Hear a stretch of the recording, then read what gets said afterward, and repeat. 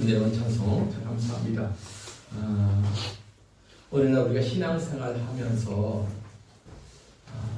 그 어느 때보다 좀 기억해야 될 단어, 또 기억해야 될 주제가 뭐냐면 회복이라는 거예요. 회복이라는 말은 우리가 잘 알듯이 무언가 다시 돌려놓는 거잖아요. 이게 원래의 모습대로 원래의 제자리로 돌려놓는 것이 회복이에요. 왜 회복이 필요해요?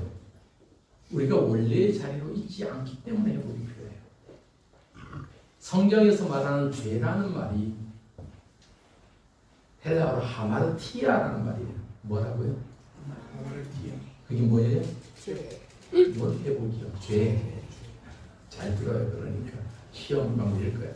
하마르티아라는 말이 죄란 말이에요. 이 죄라는 말이 어디서 나왔냐면 여러분 우리가 활 잘 쓰잖아요. 양궁을 보면은 양궁 선수들이 관역을 향해서 활을 쏴요.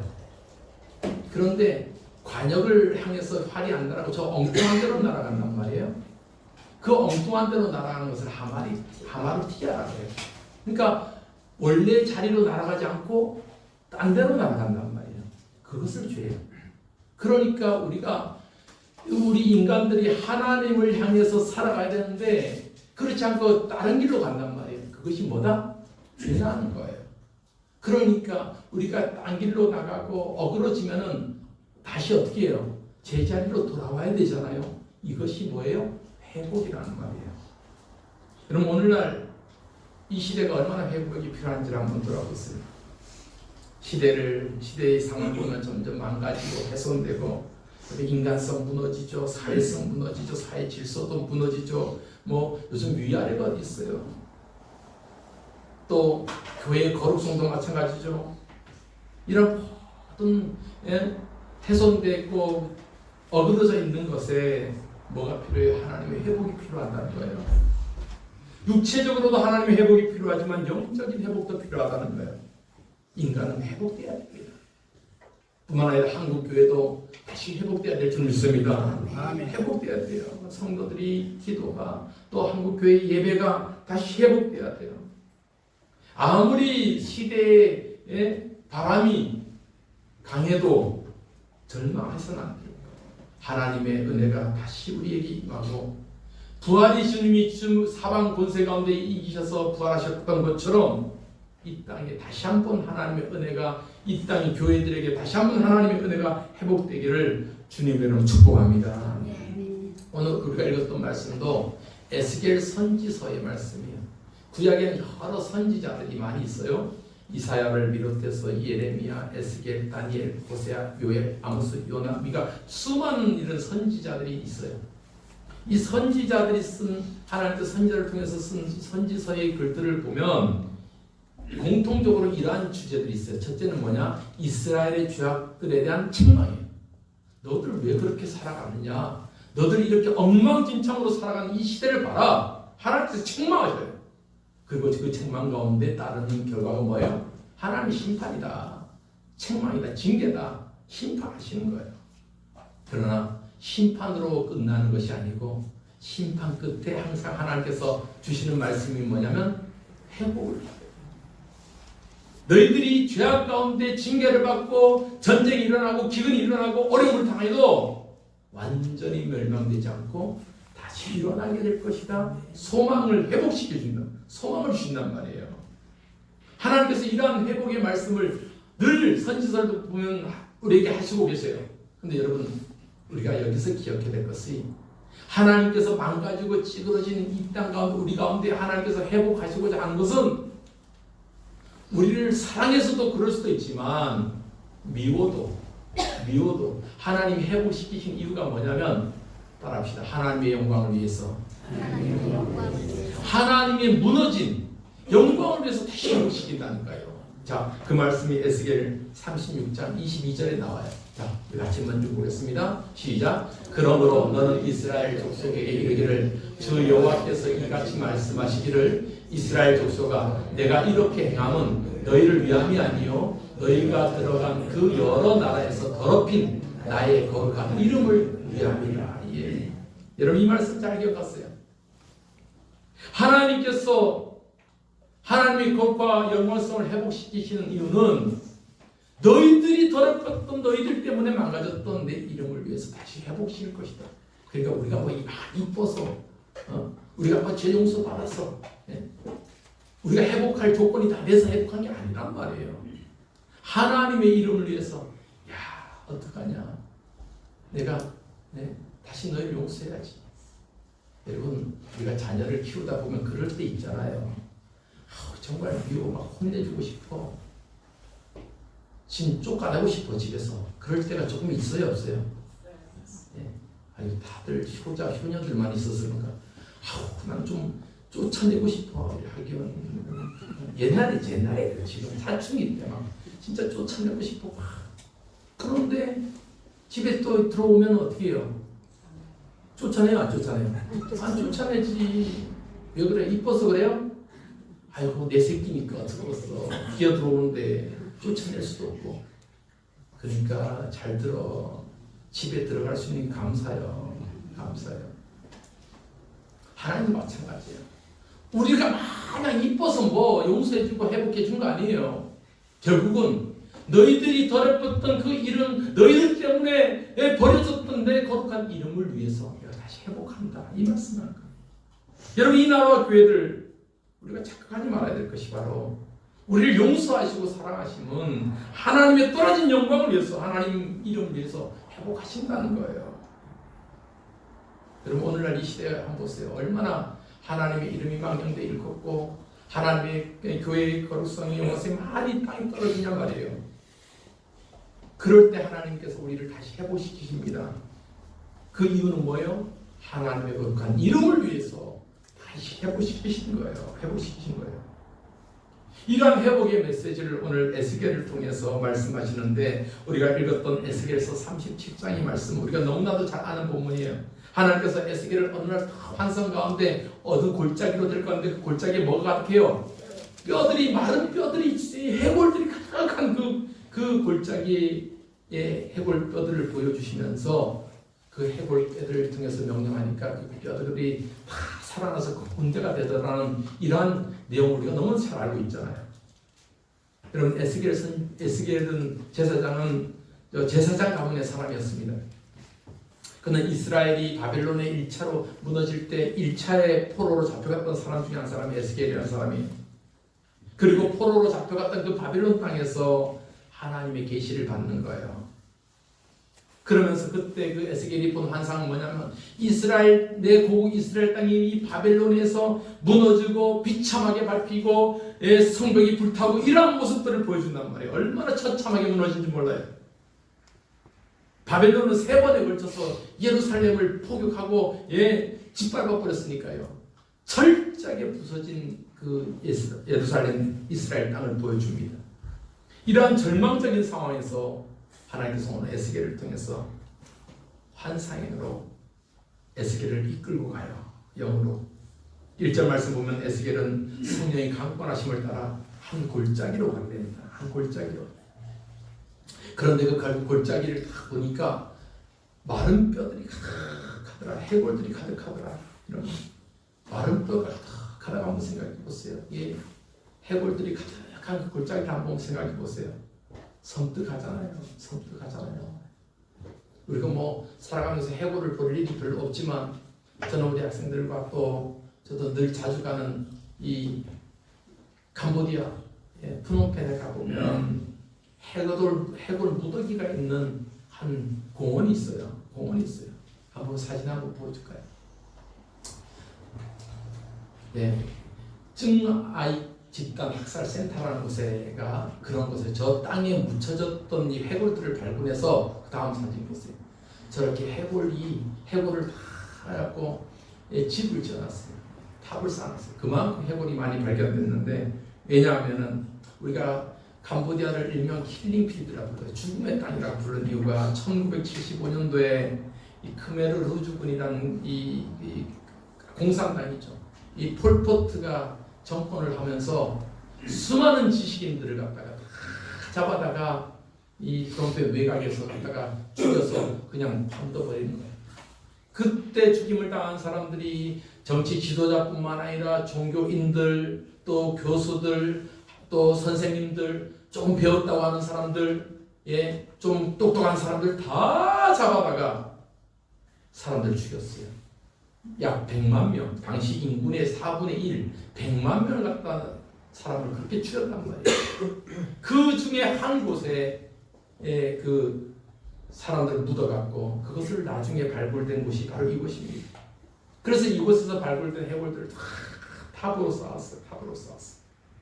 그래서 이곳에 갈 때마다 참 인간이 어떻게 저렇게 죄악될 수 있을까? 그런 모습을 보게 되는데 지금 에스겔이 환상 중에 본 그 골짜기 뼈들이 바로 이런 뼈들이었단 말이에요.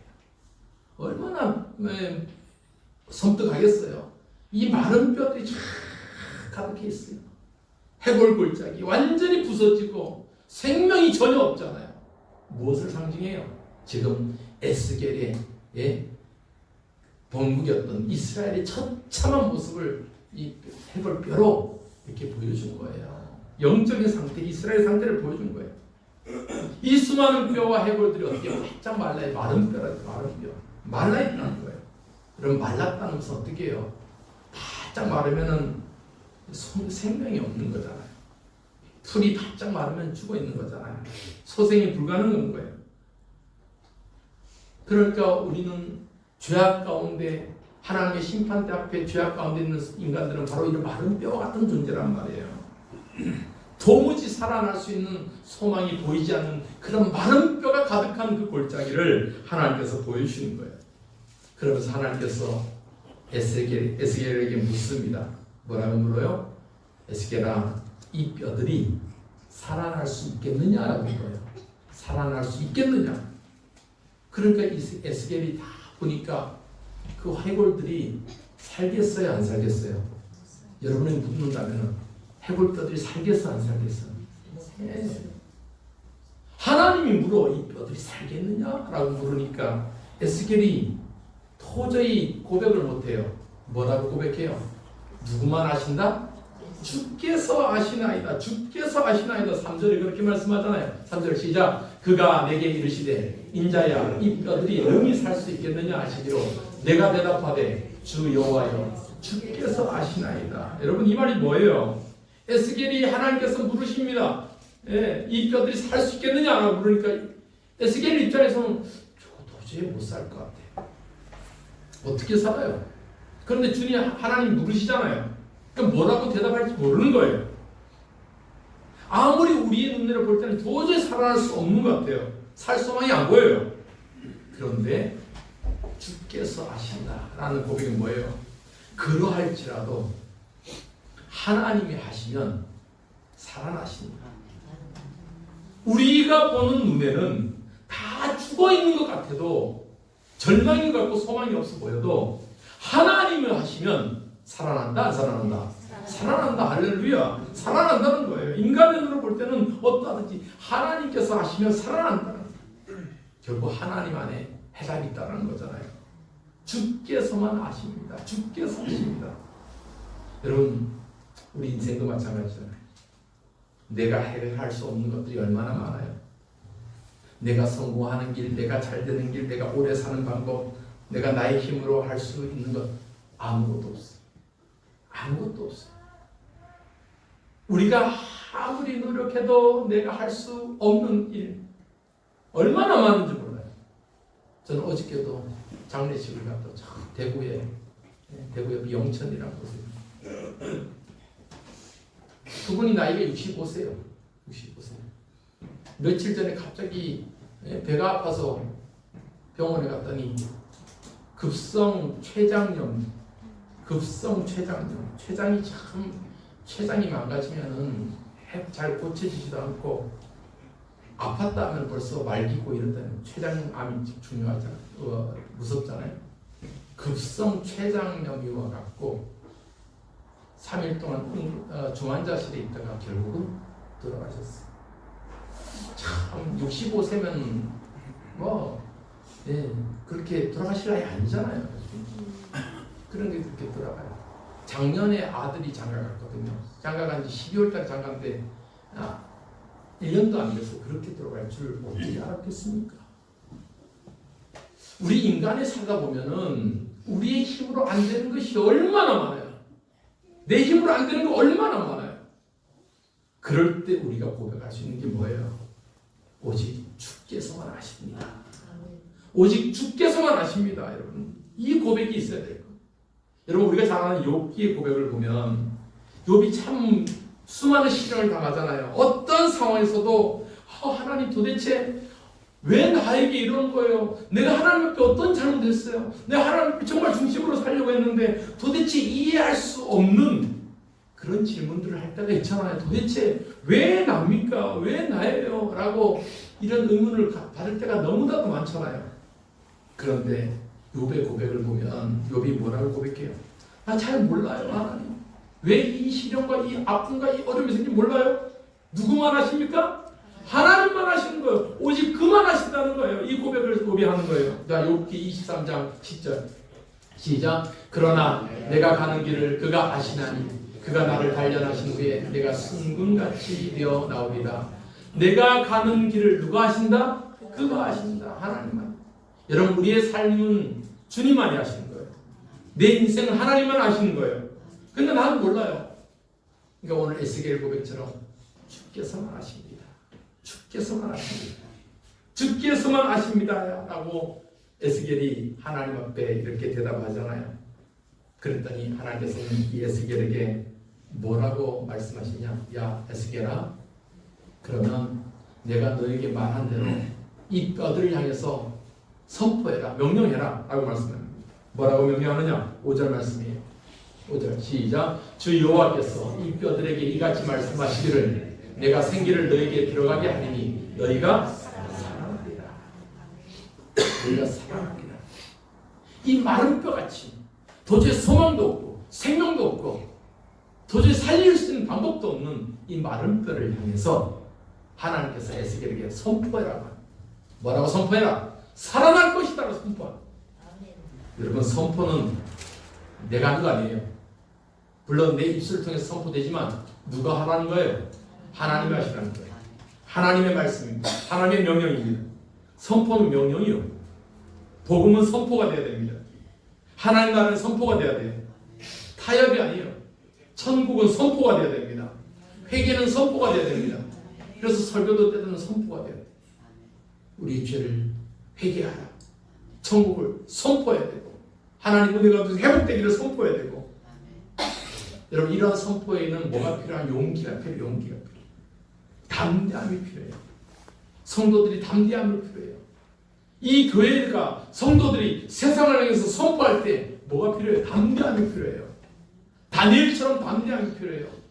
그런데 여기 눈치 보고 저기 눈치 보면은 선포할 수 있어요? 없어요? 못한단 말이에요. 담대함이 필요해요. 하나님께서는 에스겔을 선지자를 통해서 선포하게 하십니다. 하나님의 명령에 순종하고 선포하게 하십니다. 살아나리라. 너희가 살아나리라. 하나님의 명령에 선포하고 명령하니까 어떤 일이 일어나요? 진짜로 살아나는 거예요. 할렐루야. 살아나는 거예요. 여러분, 이런 살아남의 그런 환희를 좀 느낄 수 있기를 바랍니다. 살아나는 거예요. 움직이는 거예요. 전혀 소망이 없고 전혀 생명이 없던 그 마른 뼈들이 움직이는 거예요. 자, 7절 말씀 볼까요? 7절 시작. 이에 내가 명령을 따라 되어나니 되어날 때 소리가 나고 움직이며 이 뼈 저 뼈가 들어맞아 뼈들이 서로 연결되더라. 아멘. 살아나리라. 살아나리라 라고 하나님의 명령에 따라 에스겔이 선포하니까 그 죽어있는 뼈들이 탁 달라져. 우리 물리치료 가는 뼈를 많이 보잖아요. 그죠? 뼈를 많이 봐요. 어깨뼈도 보고 무릎뼈도 보고. 내가 우리 물리치료과 우리 가은이한테 얘기해서 조만간에 주일날 오후에 재원이 잘 듣고 우리 권사님들 어깨 또 어깨만 하냐? 허리도 하냐? 허리 안 돼. 허리 마사지 타임을 좀 가져달라. 신청 왔어요. 좀 그 우리 학생들이 봉사활동 다니는데 우리 교회 권사님들도 좀 봉사 좀 해줘. 가운데 해준다 그랬죠? 애들 데리고 와서 이렇게 해준다고 했어요. 뼈들이 서로 맞는 거예요. 사랑하리라 명령하니까 이 죽어있는 뼈들이 해골 같은 뼈들이 서로 맞고 연결되더라 이 말이에요. 마치 퍼즐 조각들이 맞춰져서 그렇게 하나하나 맞춰지듯이 맞춰지더라 이 말이에요. 여러분 하나님의 창조의 특징이 바로 여기서 나옵니다. 막 사방에 분산되어서 혼돈이었던 이 카오스, 혼돈이 딱딱딱 들어맞는 걸 코스모스라고 해요. 하나님의 창조가 그런 거예요. 사방에 흩어졌던 뼈들, 대퇴부 뼈고 뭐 어디 뼈고 어깨 뼈고 그것들이 탁 자리를 잡아서 뼈가 딱 맞춰지고 힘줄이 생기고 가죽이 덮이니까 예전에 사람의 모양대로 회복이 되더라고요. 회복이 되더라고요. 그런데 여러분 이렇게 마른 뼈가 다 조합되고 사람의 모양을 갖췄지만 움직일 수 없어요. 왜? 그 안에 뭐가 없어요? 생명력이 없는 거예요. 생명력이 없는 거예요. 자, 8절 보세요. 뭐가 없냐? 시작. 내가 또 보니 그 뼈에 힘줄이 생기고 살이 오르며 그 위에 가죽이 덮이나 그 속에 생기는 없더라. 생기가 없더라.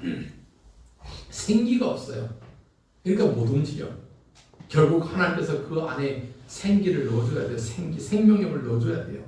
그래서 하나님께서 다시 에스겔에게 명령합니다. 에스겔아, 다시 저들을 향해서 선포해라, 명령해라. 어떻게 명령해요? 생기야, 저 죽음 당한 자들에게 들어가서 살아나게 하라 라고 선포하게 합니다. 9절 말씀이에요. 9절 시작. 또 내게 이르시되 인자야, 너는 생기를 향하여 대언하라. 생기에 대언하여 이르기를 주 여호와께서 이같이 말씀하시기를 생기야, 사방에서부터 와서 이 죽음을 당한 자에게 불어서 살아나게 하라 하셨다 하라. 아멘. 생기야, 사방에서부터 와서 이 죽음을 당한 자에게 불어서 살아나게 하라. 살아나게. 선포하는 거예요. 결국 하나님의 생기가 그들 안에 들어가야지 살아나는 거예요. 이 생기란 말은 히브리어로 루하흐라는 말. 루하흐. 이 생기가 있어야지 생명력이 있는 거예요. 여러분, 우리 인간을 비롯한 모든 살아있는 것, 식물도 마찬가지고 동식물도 마찬가지고, 이거 살았어요, 죽었어요? 살았으니까 이거 푸푸한 게 나잖아요. 조화는 백날 첫날 나타나도 그 모습 그대로 변하지 않아요. 죽었기 때문에. 살아났기 때문에 이렇게 세잎이 나는 거예요. 그러니까 모든 동물 식물에는 뭐가 있어요? 생명력이 있어요. 그걸 루하흐라고 그래요. 씨앗이 죽은 것 같아도 땅에 딱 떨어지면은 어느 날 싹이 올라오잖아요. 살았기 때문에 그런 거예요. 물고기들이 수많은 알을 놓고 싹 수정이 이루어지면은 몇 달 지나면 올챙이 같은 조그만 깨구리가 아니고 물고기들이 막 태어나잖아요. 생명이 있기 때문에 그런 거예요. 생명이 있기 때문에. 창세기 말씀 보면 하나님께서 만물을 창조하실 때 유독 인간들에게 무엇을 불어넣었어요? 생기를 불어넣으실 때 이 생기가 바로 루하우예요. 자, 창세기 2장 7절에 시작. 여호와 하나님이 땅의 흙으로 사람을 지으시고 생기를 그 코에 불어넣으시니 사람이 생명이 되니라. 여기서 이 생기가 루하우. 예. 생기가 사람부터 불어넣은 거예요. 여러분, 하나님의 생기가 우리 안에 없으면은 우리는 살았어요, 죽었어요? 죽은 거예요. 하나님의 생기가 없으면 우리 육신은 껍데기뿐이에요. 생기가, 하나님의 생기가 우리 안에 호흡하게 하고 살게 하고 일어나게 한단 말이에요. 그래서 시편 기자는 이런 고백해요. 그의 호흡이 우리에게 없으면 우리는 죽었다. 자, 시편 146편 4절은 시작. 그의 호흡이 끊어지면 흙으로 돌아가서 그날에 그의 생각이 소멸하리라. 루하흐. 그의 호흡이 끊어지면. 104편 24절에도 29절에도 시작. 주께서 낯을 숨기신즉 그들이 떨고 주께서 그들의 호흡을 거두신즉 그들은 죽어 먼지로 돌아가리이다. 예. 루하흐. 하나님의 생기가 우리 안에 없으면 죽은 거예요. 하나님께서 생기를 불어넣으심으로 우리는 산 거예요. 오늘도 여러분 하나님의 생기가 우리 안에 있음을 믿습니다. 우리는 하나님의 그 능력으로 살아가는 거예요.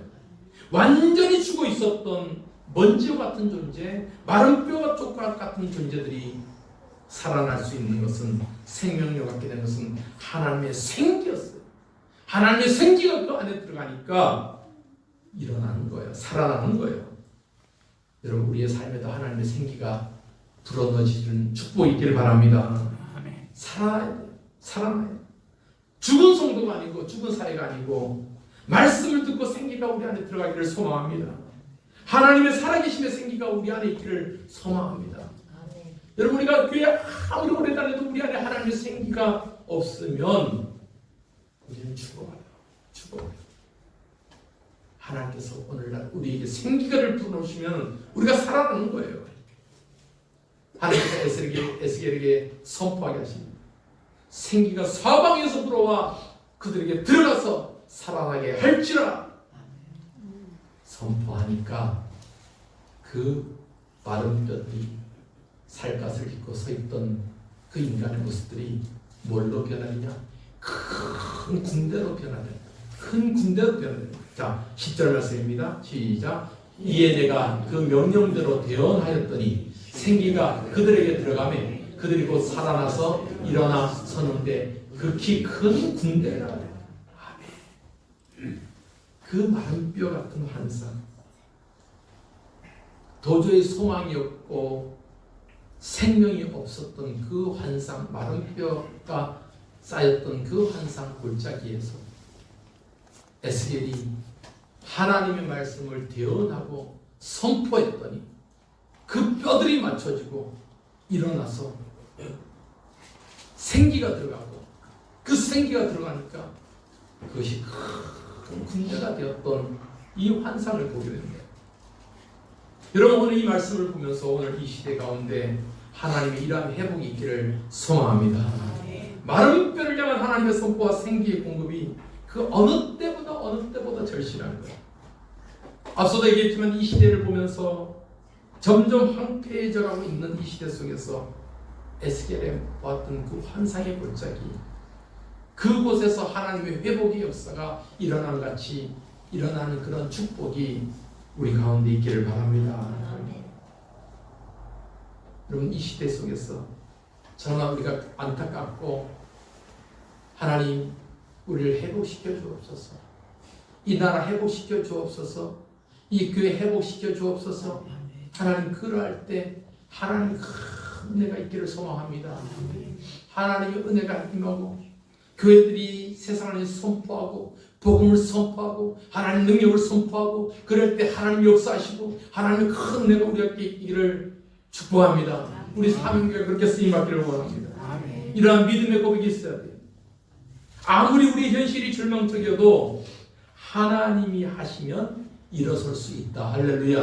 한번 따라합시다. 하나님이 하시면 일어설 수 있다. 믿습니까? 하나님이 하시면 일어설 수 있어요. 하나님이 하시면 일어설 수 있어요. 하나님의 말씀이 선포되는 곳에 생명의 역사가 있다는 거예요. 그리고 교회는 하나님의 말씀을 그대로 선포하는 곳이에요. 대언하는 곳이에요. 하나님의 명령에 따라 움직이는 곳이에요. 하나님이 하시면, 하나님이 하라 하시면 우리는 해야 되는 거예요. 하나님이 하라 하시면 해야 되는 거예요. 여러분 교회 일 기쁨으로 감당하지만 하나님께서 하라 하시면 해야 되는 거예요. 하나님께서 이 사명교회에 주신 걸 하라는 거예요. 여러분 우리가 또 제가 영동대학교 가서 강의만 하고 오면 되지 우리 학생들 뭐하러 전도하고 그거 안 한다고 뭐라 할 사람 아무도 없잖아요. 사람은 뭐라 하지 않아도 누구는 말씀하셔요? 하나님 말씀하시네. 너 왜 안 하냐? 여러분의 삶과 직장 속에서 여러분이 복음 전하지 않고 여러분이 안 움직여도 사람들은 뭐라 안 해요. 모르겠어요. 담임 목사님 맨날 죽으니까 목사님 뭐라 할 수 있어. 하나님 말씀하셔요. 선포해라. 선포해라. 우리는 하나님의 말씀에 그대로 순종해야 될 줄 믿습니다. 하나님의 말씀에 순종하고 선포가 이루어질 때 그 마른 뼈가 살아서 큰 군대가 일어난 같은 그러한 축복이 있을 줄 믿습니다. 이러한 소망 가운데 여러분 우리 한국교회가 다시 일어서고 이 땅의 성도들 다시 일어서고 우리 생명을 갖고 우리 사명교회 일어서고 하나님의 큰 축복 가운데 그 하나님의 은혜를 누리는 우리 사명교회 모든 성도 되기를 주님을 축복합니다. 오늘 이 말씀 기억하면서 우리 찬양합니다. 일어나라 주의 백성. 우리 이 찬송 신나는 찬송인데 베이스 신나게 쳐줘야 돼요. 알았죠? 일어나라 주의 백성 빛을 발하라 주가 너희의 영광으로 임하시리라. 우리 힘차게 손뼉치면서 함께 찬송했으면 좋겠습니다. 찬송합시다.